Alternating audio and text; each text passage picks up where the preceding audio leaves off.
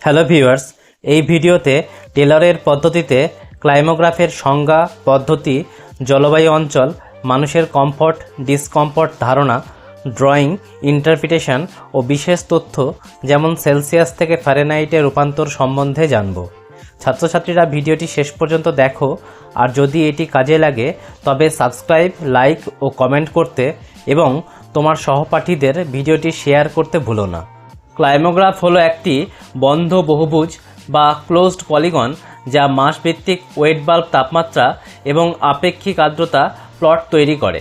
এটি বিভিন্ন অঞ্চলের জলবায়ুর তুলনা করতে এবং মানুষের সান্ত্বনা, অস্বস্তি বা হিউম্যান কমফর্ট ডিসকমফর্ট মূল্যায়ন করতে ব্যবহৃত হয়। অক্ষের স্কেল, উল্লম্ব স্কেল ওয়েট বাল্ব তাপমাত্রা -10 ডিগ্রি ফারেনহাইট থেকে 90 ডিগ্রি ফারেনহাইট পর্যন্ত দেখানো হয়। অনুভূমিক স্কেল আপেক্ষিক আর্দ্রতা 20% থেকে 100% পর্যন্ত দেখানো হয়। জলবায়ুর প্রকৃতি তথা বিশেষ অবস্থা বোঝানোর জন্য চিত্রের উত্তর পশ্চিম, উত্তর পূর্ব, দক্ষিণ পূর্ব ও দক্ষিণ পশ্চিম অংশে আপেক্ষিক আর্দ্রতা ও উষ্ণতার মাধ্যমে টেলর 4টি বৈশিষ্ট্য উল্লেখ করেছেন, যথা স্কর্চিং, মাগি, র এবং কিন। স্কর্চিংয়ের বৈশিষ্ট্য হল উচ্চ তাপমাত্রা, নিম্ন আপেক্ষিক আর্দ্রতা। মাগির বৈশিষ্ট্য উচ্চ তাপমাত্রা এবং উচ্চ আপেক্ষিক আর্দ্রতা। র নিম্ন তাপমাত্রা এবং উচ্চ আপেক্ষিক আর্দ্রতা। কিন নিম্ন তাপমাত্রা এবং নিম্ন আপেক্ষিক আর্দ্রতা।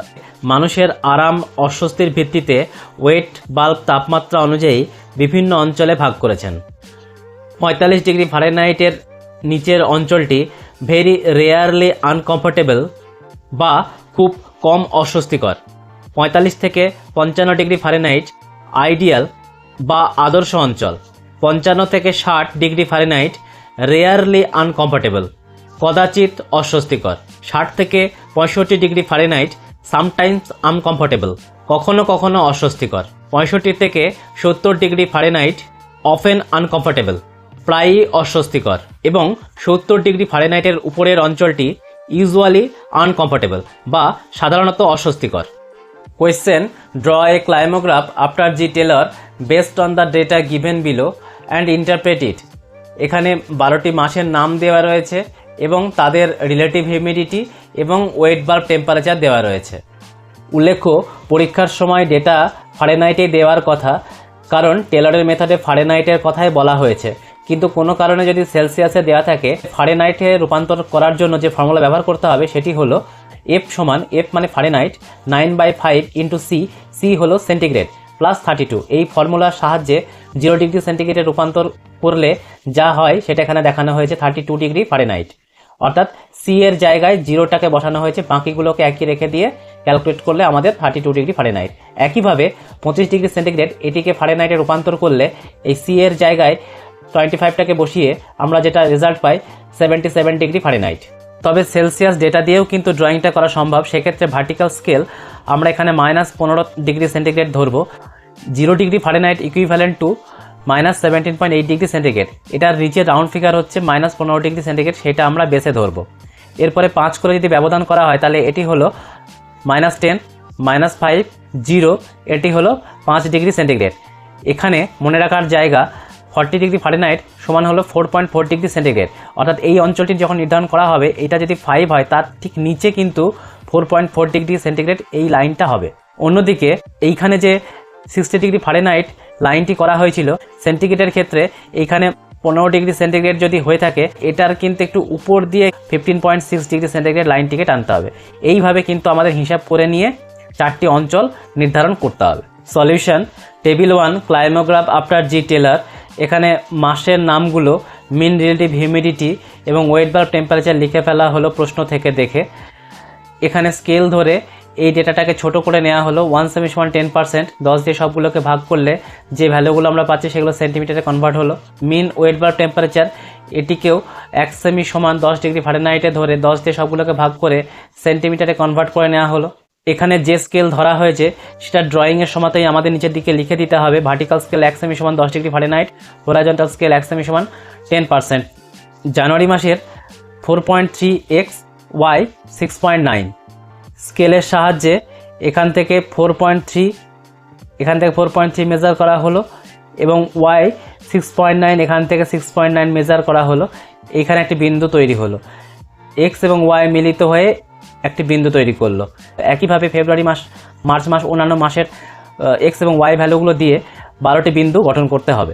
জানুয়ারি মাসের সঙ্গে ফেব্রুয়ারি মাস, ফেব্রুয়ারি মাসের সঙ্গে মার্চ মাস, এইভাবে পরপর মাসের বিন্দুগুলোকে যোগ করতে হবে স্কেলের সাহায্যে। এইভাবে পলিগনটি গঠন করতে হবে এবং মাসের নামগুলোর আদ্যক্ষরগুলোকে এইভাবে লিখে দিতে হবে যাতে বোঝা যায় কোন মাসের কোনটি বিন্দু। একটি টাইটেল দিতে হবে, ক্লাইমোগ্রাফ আফটার টেলর। উল্লেখ্য, এই 4টি জোন কিন্তু অবশ্যই গঠন করতে হবে এবং চাইলে এই 4টি জোনের জন্য 4টি কালারও দেওয়া যেতে পারে। মেন কমফর্ট জোনগুলোও কিন্তু এখানে দেখিয়ে দিতে হবে। ইন্টারপ্রিটেশন: ক্লাইমোগ্রাফ হলো একটি বন্ধ বহুভুজ যা মাসভিত্তিক ওয়েট বাল্ব তাপমাত্রা এবং আপেক্ষিক আর্দ্রতা প্লট তৈরি। এটি জলবায়ু তথ্যকে মানুষের সান্ত্বনা ও অস্বস্তি অর্থাৎ কমফর্ট ডিসকমফর্ট ধারণার সঙ্গে যুক্ত করে। পদ্ধতি: এক্স অক্ষ অনুভূমিক অক্ষ, আপেক্ষিক আর্দ্রতা স্কেল 1 সেমি সমান 10%, ওয়াই অক্ষ অর্থাৎ উল্লম্ব স্কেল ওয়েট বাল্ব তাপমাত্রা 1 সেমি সমান 10 ডিগ্রি ফারেনহাইট। প্রতিটি মাসকে একটি বিন্দু হিসাবে প্লট করে ধারাবাহিকভাবে যুক্ত করলে বহুভুজ তৈরি হয়।